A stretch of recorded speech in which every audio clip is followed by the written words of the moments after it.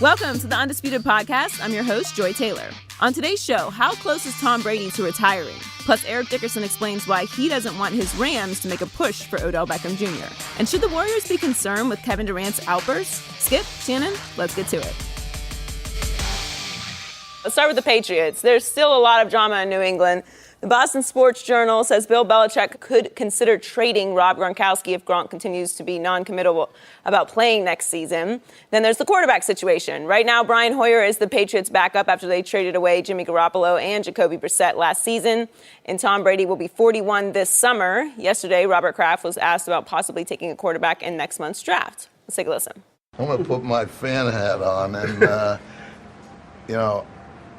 obviously at some point, we have to, because not just that, but you think about it. Think what happened in the 08 season when in the first quarter against Kansas City, Tom goes out. And how many people would have said that Matt Castle would have led us to an 11-5 season? So once again, I put my faith and confidence in Bill.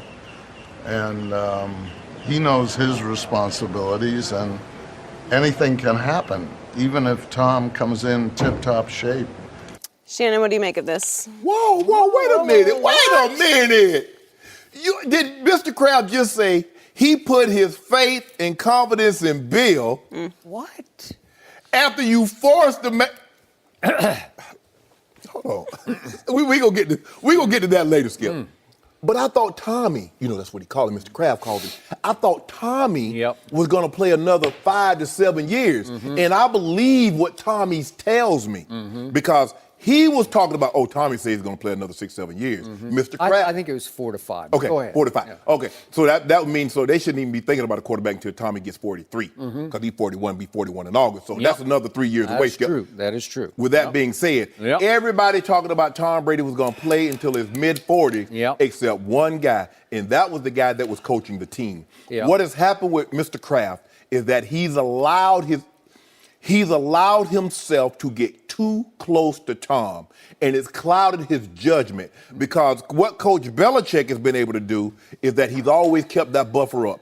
I'm coach, you're player. There's going to come a time that I'm going to have to release you or I'm going to trade you or we're going to allow you to move on via free agency. But Mr. Kraft got into his feelings and he got real close to Tommy, and that's clouded his judgment. Now, if they select a quarterback, it's going to be what I'm watching for. How early do they select him? They get one in the first or second round. I mean, no, not the first, but the second or third round. I'm like, okay, they're going to. This is the guy that they're grooming. They take a guy in the 6th round, Skip. I'm not. That's nothing to me. Coach Belichick is like, wait a minute. What you mean we need to draft one? We drafted one 3 years ago. And quick point of order. Once upon a time, Tom Brady was a 6th round pick. But anyway, go ahead. Yeah, unless you're going to find that diamond in the roster. You go belly up looking for 6th round pick quarterbacks that's going to go ahead. lead you to the Super Bowl. Coach Belichick is like, hold on. You got your trust and confidence in me now. And I had the guy. You say you trust me. I had the guy that was going to be the bridge. He was one Jimmy Garoppolo. But you got into your feelings and you let Tom Brady FaceTime you and talk you into keeping him. We had the guy that was going to take us to more Super Bowls. So don't talk to me. Don't mention my name when you're in your press conference either. Talking about you trust. I got confidence and trust in Bill. Coach Belichick said, stop it. Well, now, wait a second. Where are you heading with that? Think about what you just said. Clearly, we both agreed with the ESPN report that at the trade deadline, Robert Kraft stepped in and ordered his head coach to trade Jimmy Garoppolo. That is correct. We also think that Jimmy Garoppolo got given to the San Francisco 49ers for a mere 2nd-round pick, and then he put on a 5-game show at the end of the year for the 49ers. And got paid handsomely. And he got paid really, really handsomely, and you could argue that he'll earn that money. But we both agreed that for the first time ever, Bill Belichick got his wrist slapped, basically, by the owner who said, nope, I side with the quarterback. Right. Bill, you're wrong. I'm sorry. Trade him. Right. It was a mandate. For the first time, he got ordered to do something in the football context that he's never, ever been questioned in. That is correct. Okay, so what just happened right here? to me, I'm with you up to a point, but then I'm going to interpret it differently. This feels like this was a concession to Belichick. Yeah. Like this was to placate the head coach to say, hey, you were right. Now we need to start fresh and go find our next Jimmy G. Right? Yes, I agree. But Coach Belichick is like, do you realize? You remember the other day he said Mr. Kraft said he remembers sitting in the stands in New England and them not making the playoffs. Coach Belichick says if you want to assure yourself of missing the playoff or being mediocre for years to come, don't have that guy. Okay. So, to me, I was stunned that Robert Kraft would let these words tumble out of his mouth. I'm going to put my your fan hat on. When has he ever done that before? Yes. When has he ever spoken like this? Again, we agree that Rome is teetering, if not starting to fall. Correct. And to me, Robert Kraft was choking yesterday in front of the media because it's been a long time since he got put under the gun in the postseason because they fell apart defensively in the Super Bowl, and he keeps talking about what a devastating loss it was, and they're still trying to climb out from under the feeling of the collapse of the defense. So now he says, I'm going to put my fan hat on, and we need to draft a quarterback because then he harks back to 2008, and he dares the devil. These are the kind of things you don't speak into existence. You don't even bring them up. Why would he refer back to the one big injury of Tom Brady's career? What good does it do to say it publicly? Help me out here. None. It's no good because to even bring it up is to threaten Tom with the thought in the back of his mind of, oh, once upon a time, remember that in the first game of the year, you got your knee torn up and missed the whole year, and it was great that we had a Matt Castle who stepped in and led us to 11-5.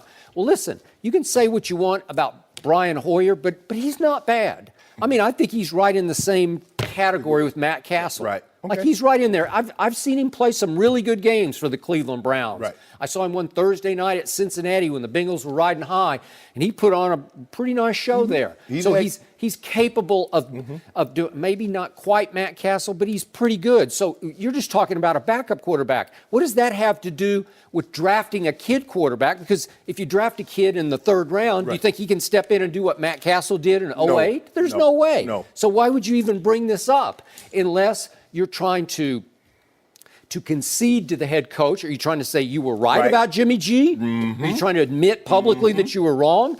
Or are you trying to placate him to the point that he won't leave, like has Belichick threatened to leave, and now he wants to say something publicly nice about Belichick, like he's handing him his power back? Is he saying, I screwed up. Now I give it all. The whole football operation is back to you because he says, and I put all my faith and trust and confidence in Bill Belichick. Well, he didn't at the trade deadline. Exactly. Right? And for the very first time, because up until that point, Skip, we have no reason to believe that Coach Belichick didn't have total autonomy and he wheeled and dealed as he saw fit. I like this player. I'm going to select him. I want this free agent. We're going to get him. We want to trade or release this player. That's what we're going to do. I believe, you believe also, this was the very first time that Mr. Kraft intervened and said, Bill, you will do this. Yeah, and it looks like he just re-intervened and went back on Belichick's side because the last time... So he'll get Tommy now? What was the last big quote we heard from Robert Kraft about Tom Brady? Tom tells me he wants to play into his middle 40s, right? So we're saying 4 or 5 more years. Right. And at that point, he said, in Tommy, I trust. Right? Correct. If That's Tommy correct. tells me that, I'm going to believe it. Right? Right. So now what's he saying? That he doesn't believe it anymore? Has he sold out on Tom Brady? I think the thing is, what you and I know, and coaches know, is that when it goes quick. See, I think Mr. Kraft think it's going to be like a gradual decline. Okay, he threw for 4,200 yards this past season. Okay, he'll throw for 3,900, 35. He think it's like a gradual skip, like tick, tick, tick. No, like when great, it's just like boom. One day it's like it's over. Okay, so now you have forced me to put back in perspective what we just saw Tommy Brady do this past season. He won the regular season NFL MVP. Am I right? Yes. And his offense, which has limited star power and firepower, weapon power, it had the most yards in the National Football League and scored the second most points, and that's mostly because of Tommy Brady, the MVP. Is that fair to say? Correct. There was no Julian Edelman all year, his go-to receiver of the year before, right? Yep. Still, most yards gained in the NFL was by Tommy Brady's offense. Then we come up to the AFC Championship game week, and here comes Saxonville. And I'm pretty sure you thought at that point they just might have the best defense in pro football, Yes, right? I At agree. least the best on the verge defense. It looked like they had arrived Yes, to me. yes. And what happens? Was that on Wednesday, I believe? Maybe Yeah, Wednesday. It was Wednesday? Wednesday. Tom Brady in practice or somewhere. I don't know what it was. I'll give you that. It seemed a little suspicious how he did it, but it did happen because Right. we saw video It was a clip. evidence in Correct. Tom versus Time, episode 6. Correct. And he suffered a deep gash. It looked to me like a deep gash that required, according to him, 12 stitches, but a deep gash at the base of his thumb on his throwing hand. And Tom Brady said in Tom versus Time that there was a day and a night when he didn't think he could play. So that's how serious that was, leading up to a game in which late in the first half, he lost Rob Gronkowski, right, against Jacksonville. So he doesn't have Rob Gronkowski for the second half of that game, and they fall behind 20-10 early in the fourth quarter. And then what happened?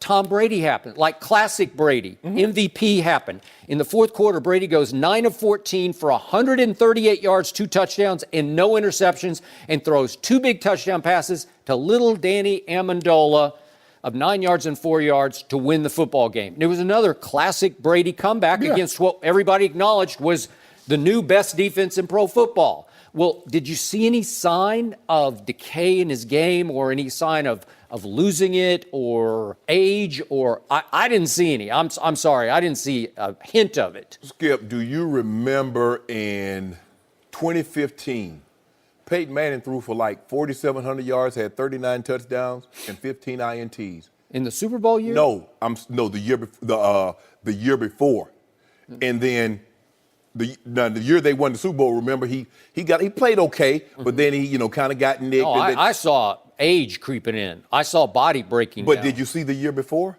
He went 39 and 15 with over 4,500 yards. And the next year, he stepped off a cliff.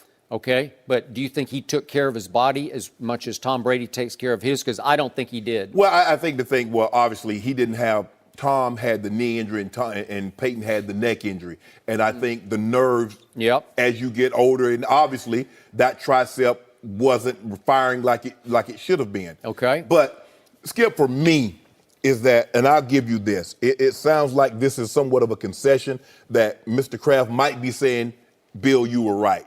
Maybe we should have looked at this through a different lens, or maybe we should have just paid both of those guys for one more year. But I don't know if Jimmy would have been accepting of that, Skip, because like he said, he was ready to branch out on his own. No, I mean, you got to fish or cut bait. Right. You got to go forward with him and give him his money Yes. or not. You can't fit them both under the cap. Right. It would just wreck your chances of building a football team. I don't see how you could have done it. Now, to finish last year for Tom Brady. So then he goes on to the Super Bowl, and what happened early in the Super Bowl? He loses his new go-to wideout, Brandon Cooks. He didn't play for much of the Super Bowl. And Tom Brady threw for a playoff game record, not a Super Bowl, a playoff game record of 505 yards, 3 touchdowns, and no interceptions. Obviously, Brandon Graham made a great play and knocked the ball out of Brady's hands at a crucial moment late in the game when they had a chance to go and march down the field as he always does and come back and win another game. But I'm going to remind you, 505 yards, and he's throwing to little Danny Amendola and to Chris Hogan, both of them once upon a time undrafted coming out of their respective colleges. Undrafted. And he threw for 152 to Amendola and 128 to Chris Hogan. That's like extraordinary what he's doing with guys who barely made it in the league in the beginning. Yeah, I know, Skip, but here's the thing. You do remember that the year before, Chris Hogan set a Pats playoff record for the most receiving yards in a game. Danny Amendola was the guy that Tom Brady felt most comfortable to in crunch situations this year. Remember the Jacksonville game? Those last 2 touchdowns went to that guy. And let's not forget, that 6'7.5" monster called Rob Gronkowski, who's the most dominating offensive presence that's not a quarterback in the NFL. Let's not forget him, because there is no answer. So I will give you that. But I think Coach Belichick was willing to prepare and cut bait a year early as opposed to a year too late, because there's no guarantee we're going to find the next Jimmy Garoppolo or the guy that we feel can bridge the gap between Tom Brady and us moving forward in this draft or the following draft. So Coach Belichick's like, I want to go ahead and prepare now.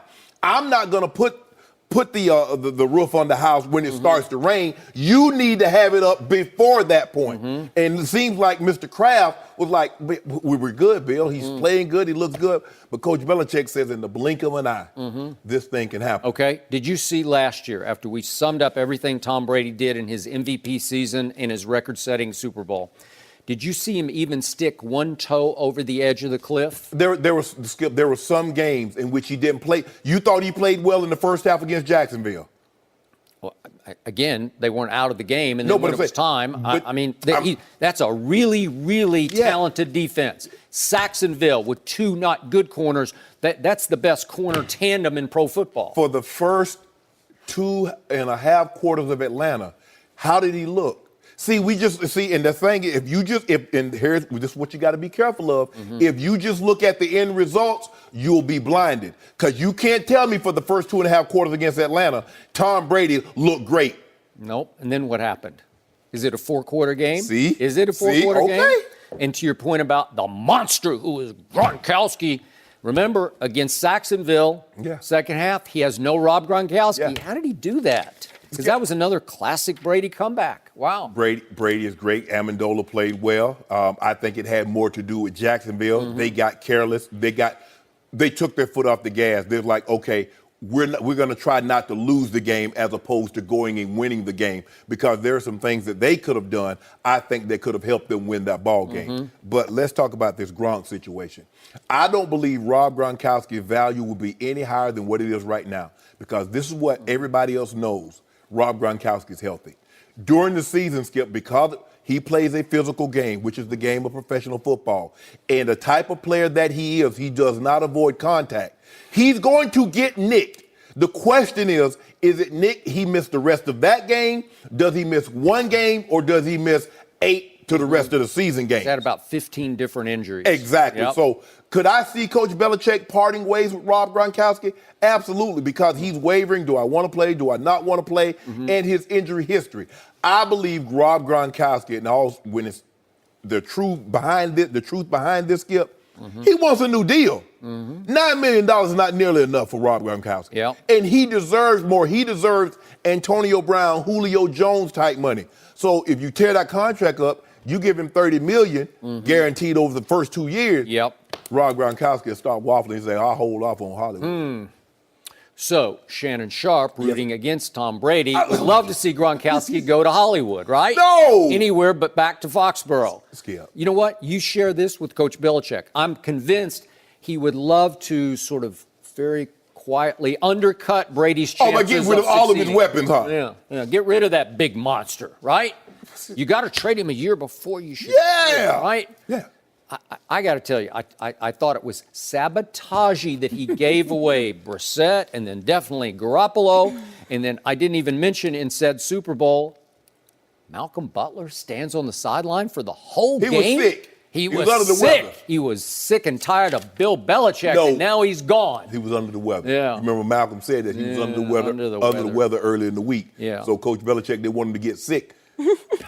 Well, this thing is starting to feel like a full-blown mess here. Yeah, it is. Where Robert Kraft is choking, trying to balance the two egos, and reportedly they have had their little meeting, their session, but one of the New England reporters reported it didn't go all that well, that they're still not on the same page exactly, which is no surprise to me. You know, last time, Skip, when that article came out, They released a statement that Coach Mr. Kraft and Bill and Tommy, they're on the same page. Yep. Where's the statement? No. For this one, I met with Bill and Bill met with Tommy. Where's that statement? Okay, so my statement is that I still believe with all my heart and soul that if Tommy wants to play 4 more years, It ain't happening. he can play 4 more It ain't years. happening. Well, you're on the record. One Yeah. more max, right? I give him 20. I'm gonna be kind. I feel like being kind today. It's Easter. Coming up on Easter. You'll give him what? Give him 2 years max, possibly Now, 1. That's a big leap from 20. 1 year. He's to trying 2. to get 20 years with one team. Yeah. He's trying to outlast Coach Belichick. But I talked to Coach Belichick, said don't let it happen.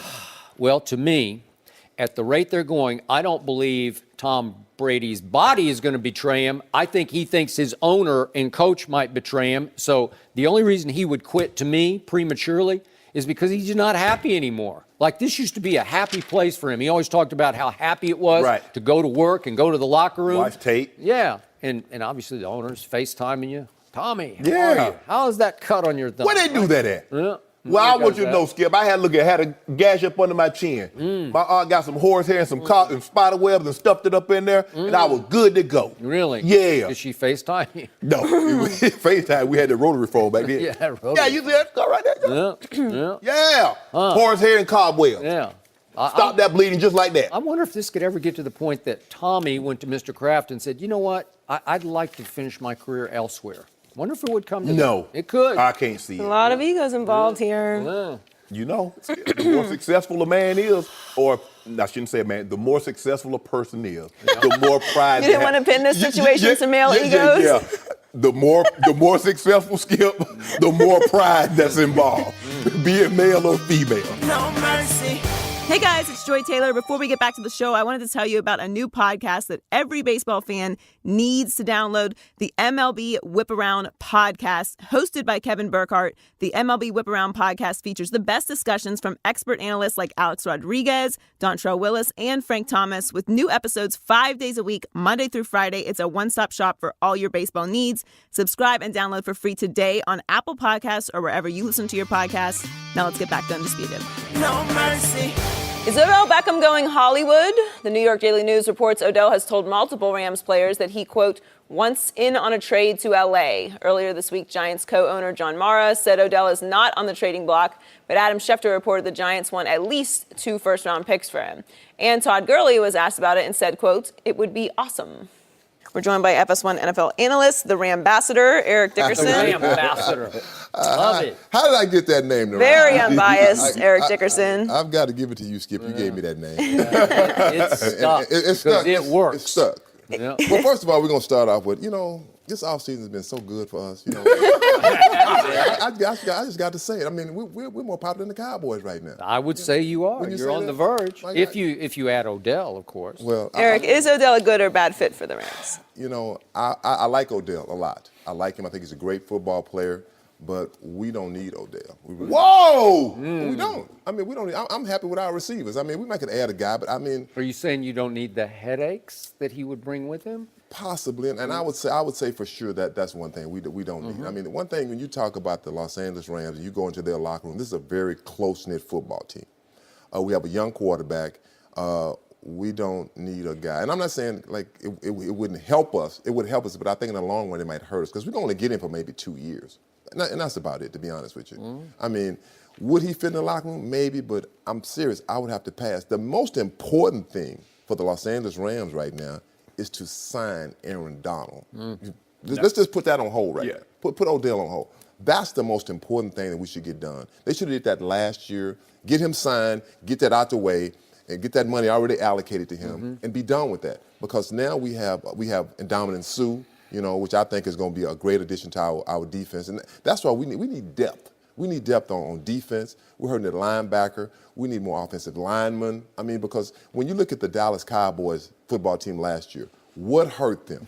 Not having depth, losing offensive linemen. The Philadelphia Eagles, the reason I think they won the Super Bowl, and I took them with no points, I said, I'm going to take them straight up. Then I, You got your money? You got your ball of no, money? I can't get my money from Joey. I don't know what's up Eventually. with Joey. I pay up in time. Okay, all right. I think the thing that helped them was the depth that they had on defense, that defensive line. So do we need, let's go back to Odell. Do we need Odell? Like I said, I like Odell. I think he's a great player. But coming to Los Angeles, I think it'll be Hollywood and all that kind of stuff. I think it'll be too much. And we just don't need that right now. That's just my opinion. No, they don't need him. You talk about, you don't know what they would bring to the locker room. You know y'all signed Ndamukong Suh. Yeah. Y'all signed to leave. Y'all signed Marcus Peters. So y'all already got a locker room that's going to be a handful. Now, and I get Odell possibly coming in, but if you're not going to get Odell a contract extension, Skip, leave Odell where he is. You let the Giants deal with that headache. Yep. And I'm afraid they will be unable to sign him because, as ED said, 9-9 has to eat first. Yep. So I don't know how much money you're going to have left over. Right. Because when you give him his $70 million guaranteed, now Todd Gurley going to want a little something. Todd Gurley say, hey, what about your boy? Jerry Goff got two. You got two, basically another year before you got to do something with Jerry Goff. So I don't know how you fit it. Now, do I think he would make them more explosive offensively? They were the number one scoring team last year. Absolutely.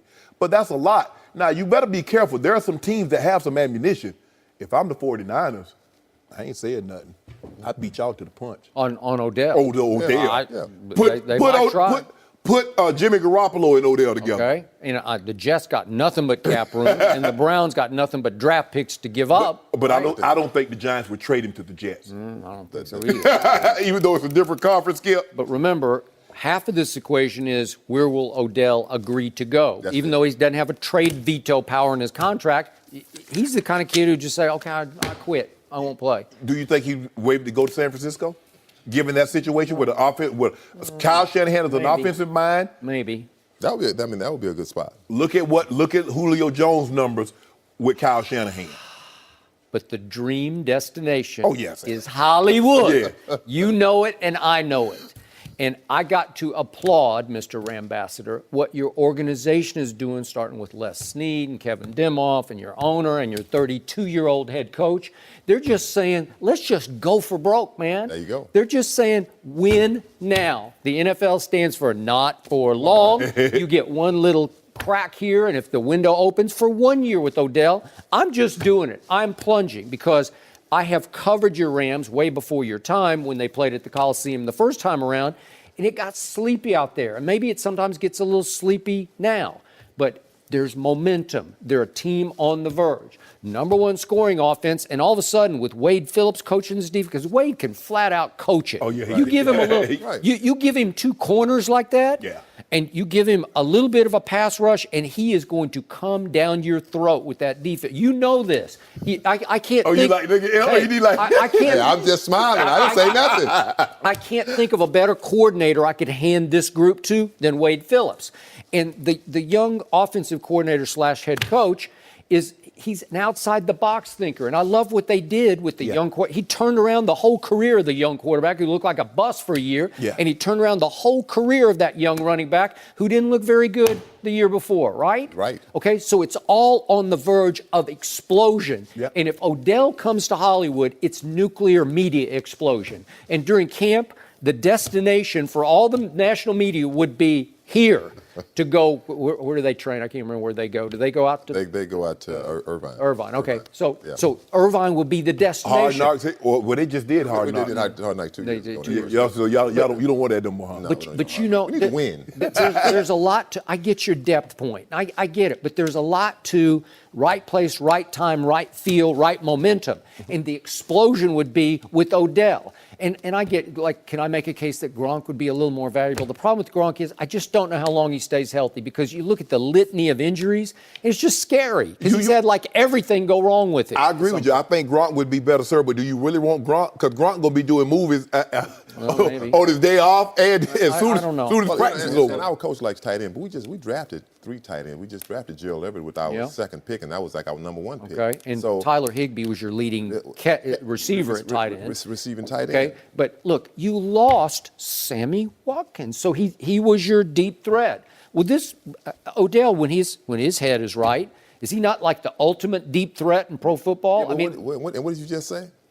When his head is right. Well, I don't know. When his head is right. Okay, but we can't take a chance on somebody's head being right. Okay, but I do love a kid like Odell with a chip on his shoulder, like, I'm going to show you New York. Watch this. I agree with that. Yeah. I feel like, you're like when mama say, I'm going to whoop you. Yeah. I'm going to whoop you. Then all of a sudden she show up with the bill like, oh, she really coming this time. Yeah. I feel like, because when they say Cleveland, I know. Can you see Odell in Cleveland? No. You can't see Odell in Cleveland. No. I can see him in San Francisco. I can see him. Even the Jets, I couldn't even see that. No, I couldn't either. I can't see I would that. agree. So, I mean, would he help our football team? Most definitely he would help our football team. We'll get him, I'll just say, for 2 years. Our main concern is signing Aaron Donald. Okay, I go back got to it. that. But I have to go there. At some point, you just figure that out. Like you just say, well, they let's should have go. figured out two. They should have figured out last They 2 didn't. years ago. They did not. Exactly. Okay? But you could, if you could get the Giants desperate enough in the hour before the draft that they would take your 23rd overall just straight up, then it's worth. You got him under contract for what? One more year. And you just say, let's just go figure it out. Let's just see how we could do this. And then we'll do franchise the next year. You could. Next year. Yeah. So we'd have. But he said he's not playing without a contract extension.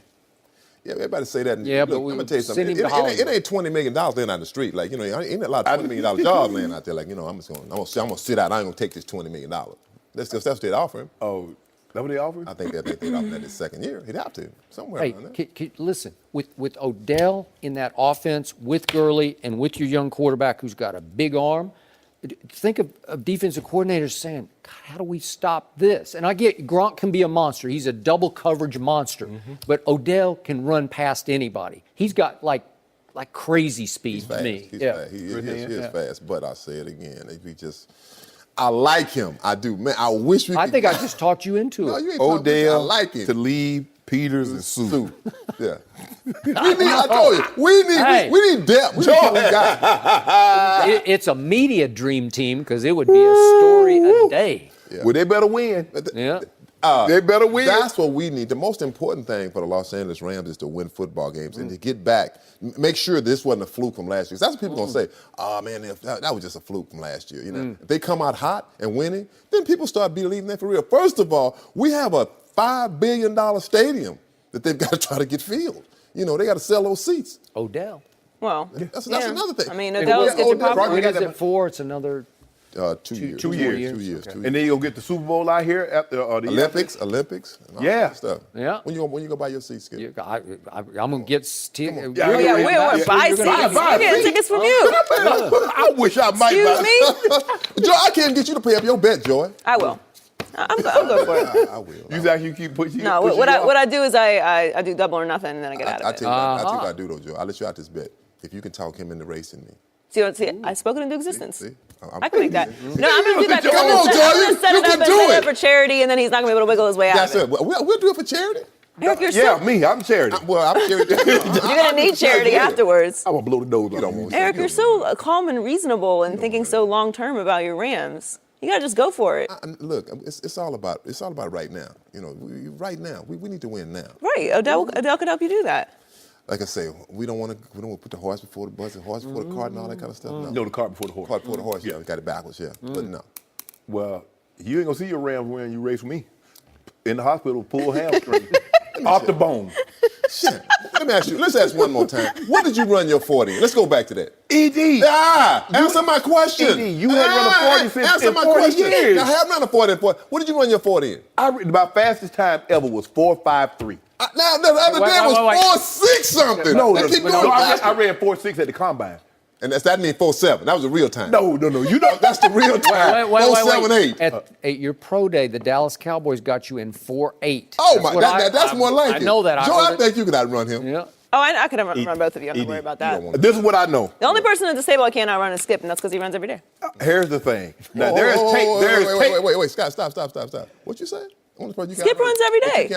You can outrun everybody else at this table? I mean, come on, let's be serious. You want some of this too, Joe? Are you joking? Oh, I'm this. You want some? I'll take you too. Skip. Joy, there's tape. Skip. The's tape. Come on. Skip. There's I'll tape. take you too on. You just stepped over What about the line. tape? What about that tape of you getting run down from behind? How fast? Who ran me down? I don't We gotta know. leave you there. damn Eric, breed. thanks for joining us. No mercy.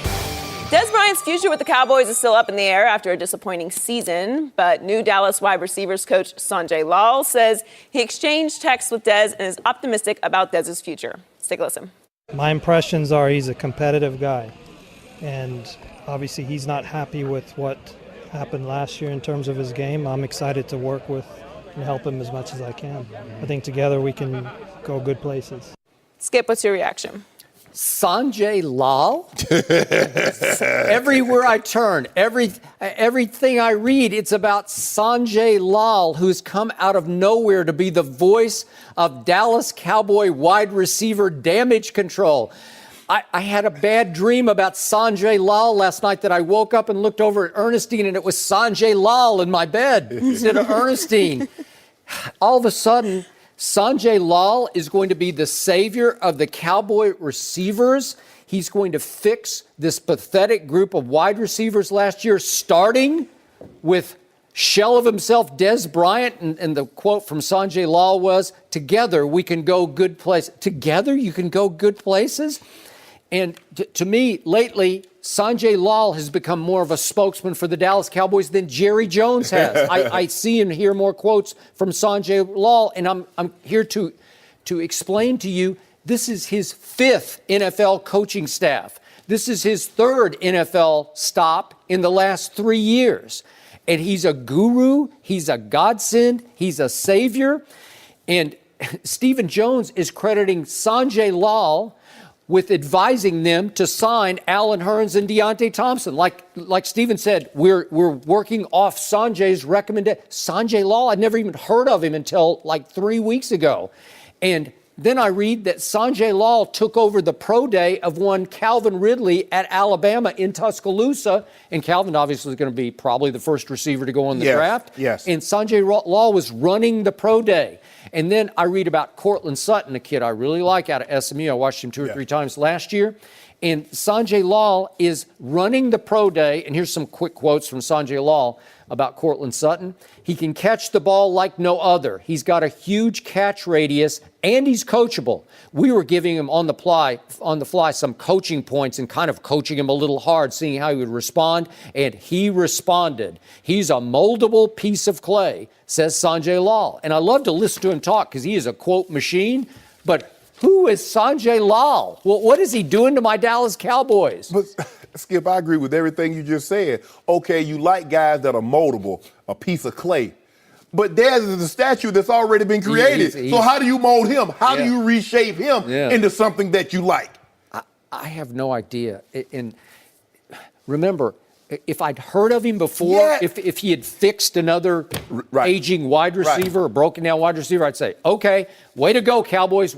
But he's become the voice of Cowboy damage control because are we supposed to swallow that he's going to fix all the receiver problems from last year? How? Skip, I've been trying to find out who the guy is and some of the guys that he's worked with. Now, if Henry Ellard, the old Rams coach, who's a very good receiver, who's technically sound, if you want these guys that's coming out, if you want to know how to run a route, get footage of Henry Ellard.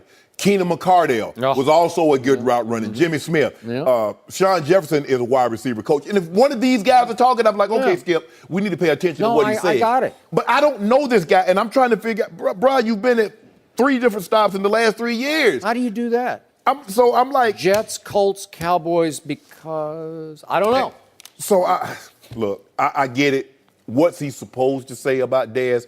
Everybody thinks when you want the job, Skip, I can do that. Or I can get Dez. The Dez will be just like the 2014 version of Dez. Yeah. But that was 4 years ago. Dez is older. Dez's body has betrayed him. Yep. And so I don't know how much you can get. Now, I hope. Now, Dez is working with this other guru. He is. That's working on another guru. That's going to, force him to drop his hip. Who has worked with several of the Cowboys receivers, starting with Bryce Butler, who's still out on the free agent market, Cowboys.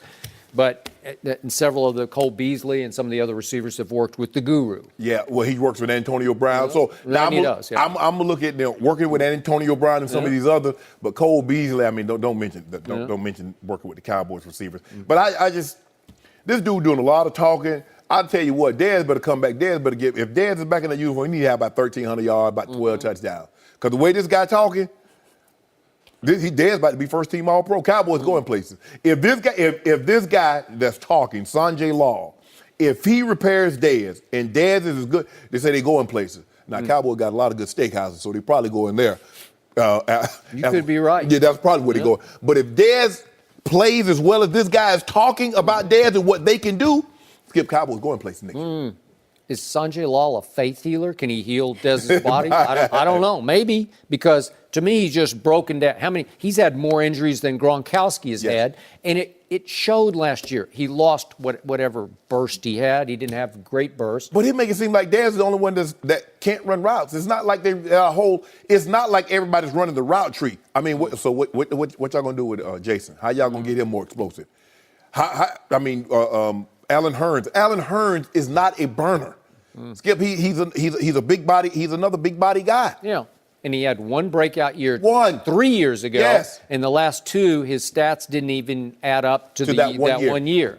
And Jacksonville cut him. Yes. And Deontay Thompson is on his 5th NFL team, like Sanjay Lal. So now, Skip, maybe we need to give him the benefit of the doubt. Maybe because you look at some of these receivers that he's worked with: Hayward Bay, Chaz Schilling, Jacoby Ford, Decker, Harvin, Chris Hogan, Sammy Watt. I mean, how you? Well, I guess and it's always regime. It seems like every regime change. But he got So I don't know. Maybe we're being a little bit too harsh on him. I just wish I could find more information about guys that he's really helped along the way. Moncrief, he was in Indy last year. I mean, not Moncrief, T.Y. Hilton. T.Y. Hilton was already established. So I don't need you to take a guy that's already established and say, okay, I got him. I'm talking about some of these guys that, that we don't really know about. It's like, wow, that guy's, man, he really worked with Sanjay Law had some, he worked with him, man. He got that guy because he was a little raw, and so he got with Sanjay, and Sanjay turned him into something good. What?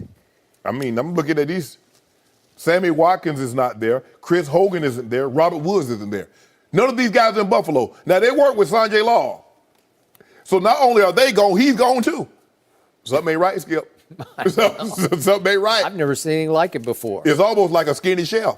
If you ain't big as a chef, I ain't eating your cookie. Because that means you ain't eating it. Really? As much as I need you to be, I need you to put your belt on before you put your pants on. Well, that's probably true. Yeah. I don't think my brother's skinny, actually. I don't know, Skip. I don't know if I can eat. And you know what? I often think about, how does he do that? He ain't sampling his own food? Well, he samples, but he just samples. Just That's samples? all. Yeah. No? You know what I learned in the restaurant business quickly? My parents both worked in this little sort of barbecue joint. Okay.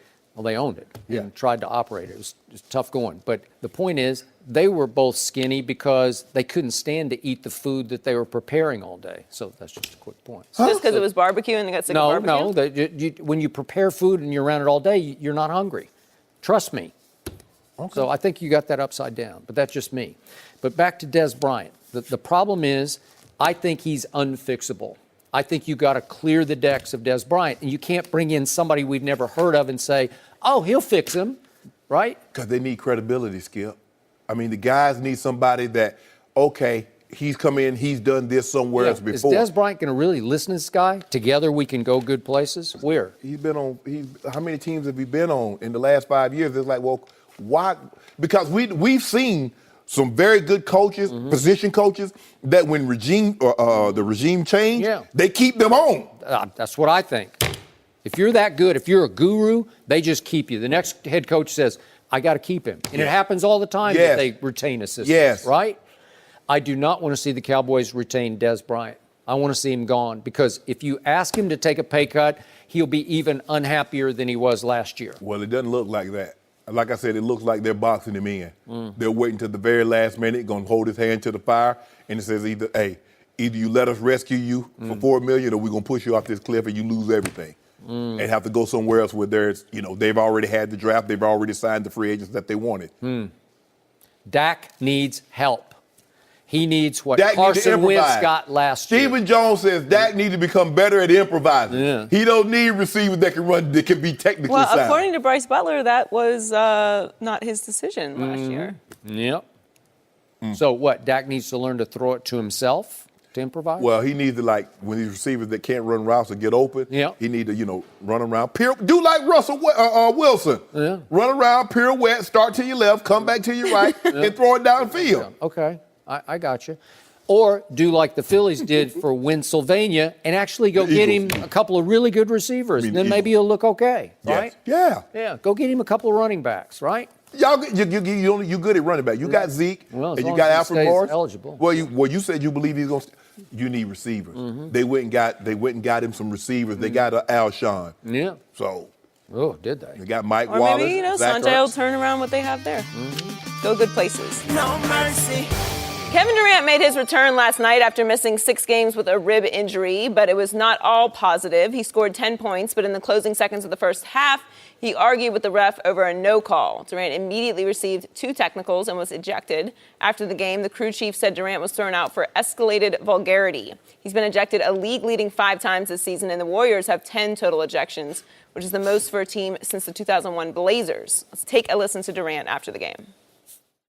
I got fouled, and I told him how I felt about it, and he kicked me out. Pretty simple. You get to the playoffs, is this something that you can avoid, get into a moment like this? Who, me? Yeah.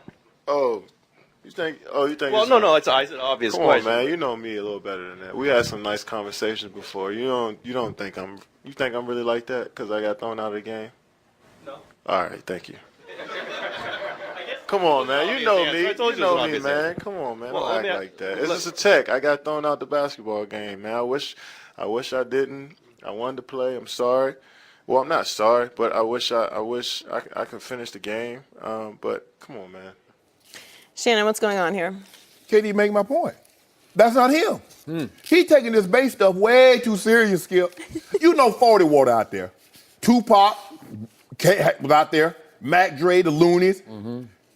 KD is Skip in his first 9 seasons with 2 franchises, the same franchise. Seattle went to OKC. 2 ejections in 9 years.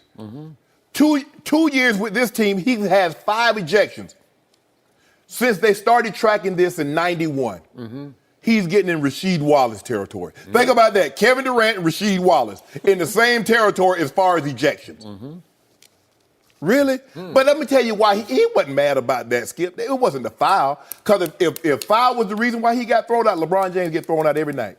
Because, they be hitting him all upside his head, and he should have been thrown out in Game 5 when LeBron dunked it on him and he hit him upside his head. But the real reason Kevin Durant got thrown out of this game, you know why, Joy? Giannis Antetokounmpo. Boy, he had that old chef hat on, had that apron on, and he was cooking him. Really? Cooking him! I must have watched You watched a different game because he had 17 at the half. He ended up with 32. He was cooking Kevin Durant. Did you see him bully him? Did you see him on the fast break? Kevin Durant, look at your monitor, Skip, baby. Look at the monitor. Let's see if they got you it. requested this. Cooked him.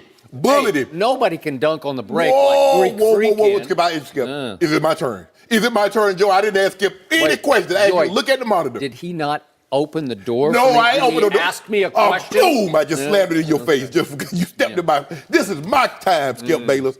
What was happening was Giannis was cooking KD, and KD did. So he checked out. Yeah. He didn't cook? Yeah. Boy, I've never heard that. Yeah, the best. Hold on. How can the best? Outrageous. How can the best player put his team in harm's way? Now you already know you without Steph. You already know you without Clay, and you just got back, and this is what you do. And they ask him, "Well, you gonna get? What about the playoffs?" Man, you know me. You know I'm not like that. Exactly. My point exactly. I don't know what's gotten into Kevin Durant. Now he's upset. Don't nobody watch games. Everybody concerned about analytics. Why you worried about what we worried about? You play the game, and let me have my time. Yep. Skip Bayless, Giannis was 14 of 18, not from the free throw line, from the field. He was dunking on him. He was bullying him.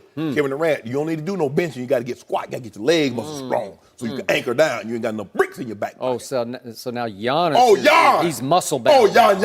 Yeah, he was Gian. Bully. Yeah, bully. Yeah, bullied him. Yeah. He must be had some of that what's in that old bay water. Yeah. You get tough, you start drinking. I was out there for a little while last year, Joe. I got tough too. I was mean mugging folk. Yep.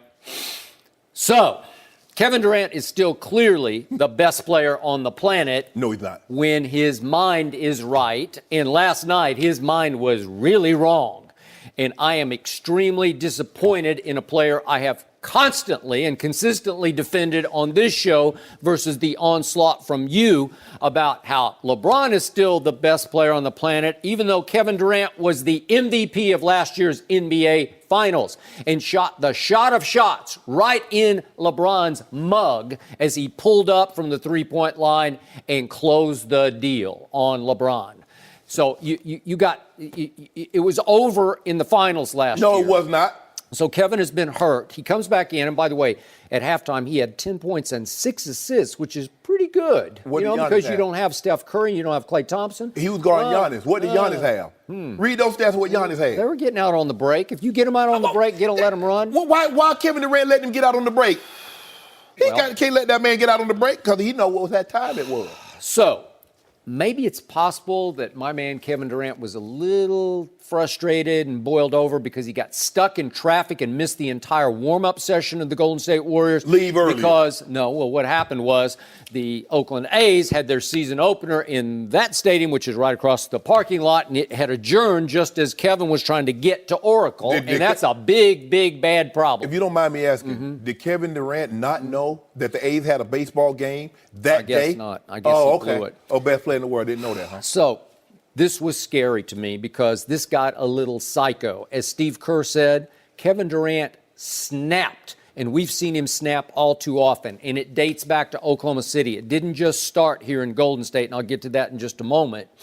But this was Kevin Durant, who's supposed to be the leader of this team, stepping back into the void left by both Steph and Klay being hurt and out. And you can't act like that. Because what really disappointed me the most on this possession was that Kevin Durant obviously got fouled. I think even you would agree. He got fouled about 3 times on that drive. Yeah, it happens all the time with LeBron. Okay, all right, so it happens all the time, but it had already happened at least once before, according to Kevin Durant. Steve Kerr said it happened twice before that play that he'd gotten fouled without a call. But then what happened? The shot is missed.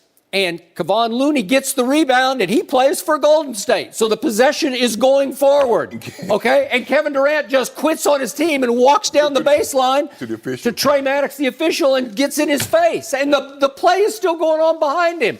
Well, who's to say, because you're down, 9 at that point, who's to say if Kevin had just kept on playing and Looney's got the basketball, what if he gets another chance at point-blank range and maybe he could have scored and cut the deficit at halftime? That's just unacceptable to me. If you're this good a player to quit in the middle of a possession and walk to the official, and I will give you this, at that point it looked like he wanted to get thrown out because he curses, and then obviously, as Joy pointed out in the official statement, they said his cursing escalated. Yeah. And there's some magic words, and I don't know exactly what word he reached for, but if you reach for the wrong word, mofo will get you thrown up out of there. Yeah, those will get you, and it can get worse than that occasionally. But it happened fast, and I thought Trey Maddox, who's been around for a while, would at least walk away and give him just the one tack and wait for the next salvo. But it happened bang, bang, because Kevin would not back off because Kevin had snapped. Well, he can't walk away, Skip, because as you say, the play's still going on. So he got to be up under the basket. He's trying to watch. He's trying to watch. He's like, man, get out my face. I'm going to shoot you another trick. That is true. He's not even giving him eye contact. Yes. And he's boom, and then within 2 seconds, he's boom again, and you're gone. You're like, back this thing. Hold on for a second. No, hey. The play is going on. Get your butt out of here. He should have told him, I know why you got thrown out. You see what Giannis do until you don't think I don't know, KD. All right.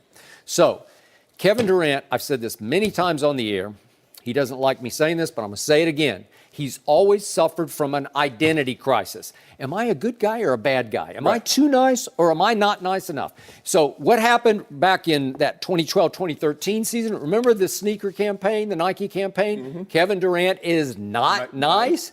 He starts backing it up on the court because that was look at his text. We start with this rookie year. It goes 0, 1, 3, 3, 5. And then all of a sudden in the not nice campaign year, he gets 12 technical fouls that year and follows it up next year with another not nice year of 15 technicals. This is in OKC, 13 and 14.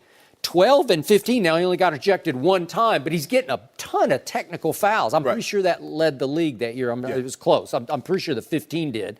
And then it kind of subsided 4-8-8. And then to your point, all of a sudden this year he's got 14 with 5 ejections. Well, that's snap, snap, snap, snap, where you're going psycho. You're just going over the edge. And think, Draymond got 15. Now, you get to that magic number of 16, you got to sit down a game. Yeah, you so do. Kevin Durant is 2 away from having to sit out a playoff, possible regular season or a playoff game. Okay.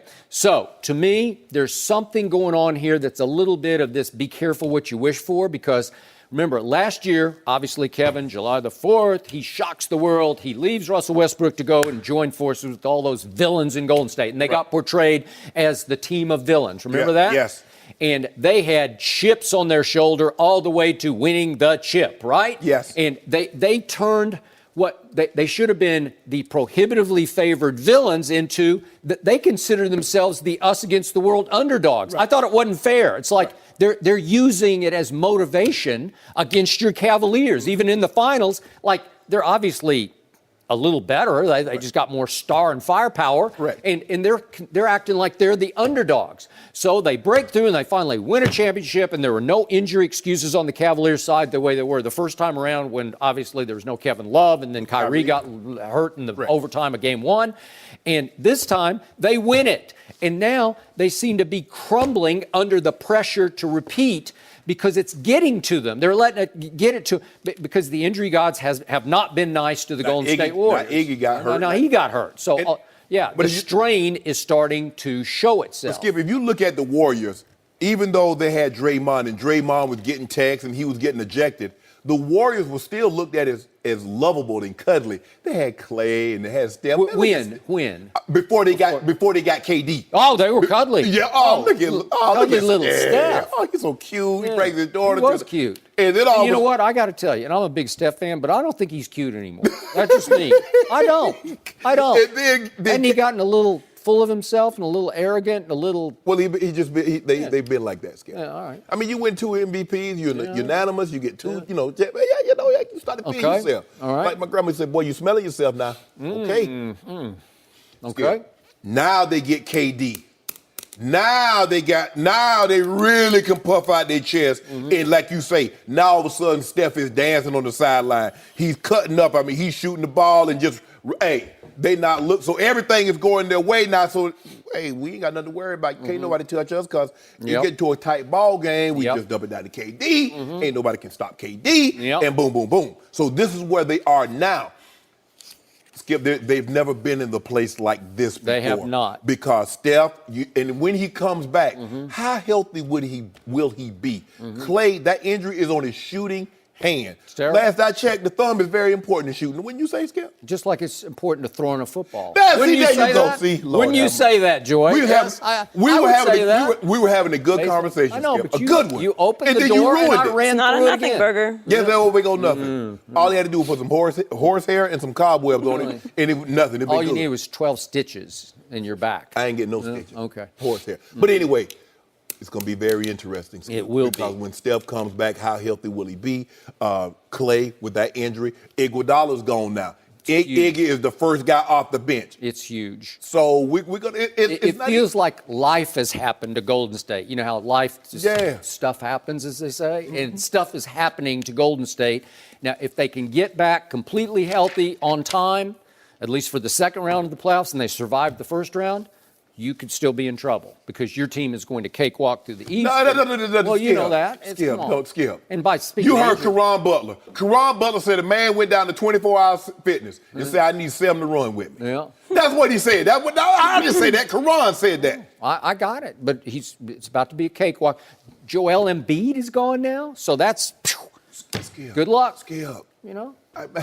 I can't worry about Bron and I can't worry about what's going on in someone else's house. Well, we got to keep our house afloat. Yeah. We got to keep the groceries stocked. We got to make sure we got water in case of a rainy day. You know what I'm saying? We got to have that survival kit. So we don't worry about the Wizards. We don't worry about Toronto, the baby dinosaurs. We don't worry about Joel Embiid. Yeah. Y'all do y'all. And by the way, Kawhi has gone south in San Antonio, and now Golden State is going south at Oracle. Wow. It's open. It's like a super highway to But championship Kevin number Durant 4. got kicked out of that game because Giannis was cooking him. Yeah. Skip the man. He's scared to death of Giannis. Did you see Giannis bullying him? Did Giannis bully him? Did Giannis bully him? Did Yes you or see no? Kevin Durant bully LeBron James in the finals Well- last year? Did you see it? Yeah, you did. No mercy. There's a new book about Tiger Woods that includes some very interesting stories about Tiger and Michael Jordan. Tiger's former lawyer allegedly told him in 1996 that he should avoid Jordan. He added that Jordan would try to use Tiger, but Tiger mostly ignored the advice because he idolized Jordan. Tiger's camp came out this week and criticized the book, saying some of the information is, quote, flat out made up. Shannon, what's your take on this? Well, I wish that it came out and said that information is flat out made up because they said some, but maybe not that.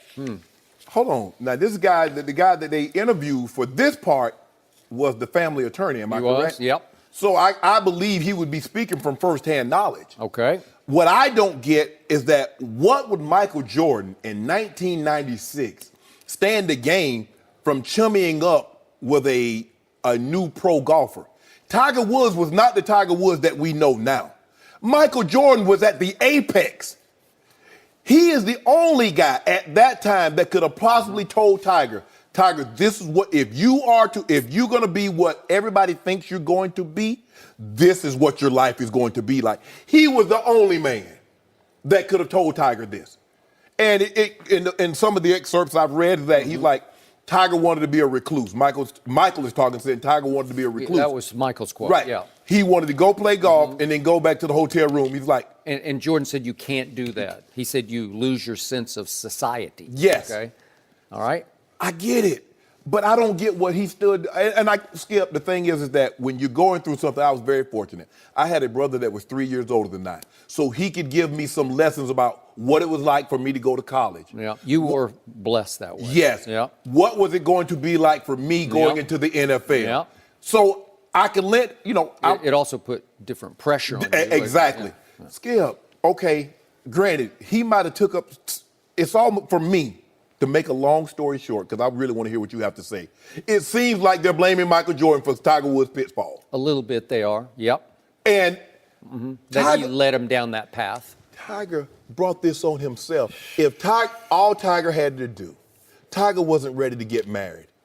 Tiger could have done all the things that he was doing while he was married. He could have done that as a single man and nobody would have batted an eye. Because there's a lot of people that's become famous because of how many people they bed. What did Earl Wood say again and again and again about his son? I don't want him to get married until he's at least 30 years of age. Yeah. Tiger defied that and went ahead, and you know the rest of the story. Yes. Yep. So, and people got so upset because he was portraying one life, but he was living another life. He portrayed he was the perfect husband and father. Yes. And I think he is a really good father, but the other part of it, not so much. But Yeah. if you're going to get married, you got to have certain elements of your life under control. Yeah. Clearly, Tiger didn't have that under control. No. So, I was very close to all this because I was around Michael Jordan a lot in 1997, 1998, 99, 2000, 2001, through the end of his Chicago Bulls career. And to your point, I think it started happening after the Masters, which would have been 97. Correct. Breakout. Just that's the most shocking sports phenomenon I think I've ever witnessed. And I remind you, Michael Jordan loves golf and gambling on golf almost as much as he loved winning basketball games. Yes. It's close. Yes. And now it's all golf for him. Yes. But he loved to smoke cigars and gamble big amounts of money because he had money to spend Yes. and burn on golf. And it is the ultimate clutch or not clutch, where it's all you versus yourself. Yes. As you know, that little ball sits on that tee and it doesn't move until you move. Nobody's going to hit it to you and you hit it back. Right. You have to hit it. Right. So he loved the personal challenge of this. And he loved to gamble at golf against that kid, Tiger Woods. So they played a whole lot of golf together for high stakes, which was good for Tiger because it's Pressure moments. It's just good. Yes, you betting 10,000, 20,000 a hole, Skip. Now. You got it. And obviously there were strokes given to Right. Michael Jordan because he's obviously not as good. I don't know, Michael's like, I don't know, maybe he's a 4 or 5 at that point. I watched him some in the amateur tournaments and it was a little shaky, but he at certain points he thought he could play professional golf. Wrong. He could play professional basketball, though. Yeah. So, the quote from the Vegas Insider is true. I'm going to quickly read it. This is about Michael Jordan during this time. This is in the late 90s, Yes. okay? So there's no social media. Everybody protected Michael back then because he was the best ever. I agree. Nobody ever talked about what he did after hours. Nobody ever told on Michael. Everybody was scared of Michael, and Tiger learned from him. Okay, I'll give you that much, that in that day and age, because I was around Michael a lot, he got away with quote-unquote murder after hours. Yes. Because his image was pristine. Yes. He was Space Jam. You know, he Yeah. was, after every game, we talked about it yesterday, he would dress to the nines for Button the up. media. Boy, Absolutely. he looked sensational. Correct. He cut a great figure. You know, he was the essence of the Jordan brand that he was building. Correct. So after hours, everybody would protect him because he was pretty intimidating. I got to tell you, Yeah. if you knew him, he's bad, you know what. Yeah. You know? And so he got away with that until he was finished playing, and then some of the tabloids started to Right. break the stories. And once those stories started breaking, it was Tiger-esque what started coming out Right. because Michael was no angel when it No. came to being married, and every other night it was this, that, and the other. Correct. Maybe every night it was. So you can say Tiger learned something from that, but I'm going to remind everyone, and I was also close to this, his father, Earl Woods, was a legendary womanizer. You can just look it up. And because Tiger watched that through his childhood, that's just how Earl was. He had girlfriends, he had women on the side, that Tiger learned that's just kind of how men are. Right. And once Tiger started to win and he became Tiger Woods, The world was his oyster. was it? Not.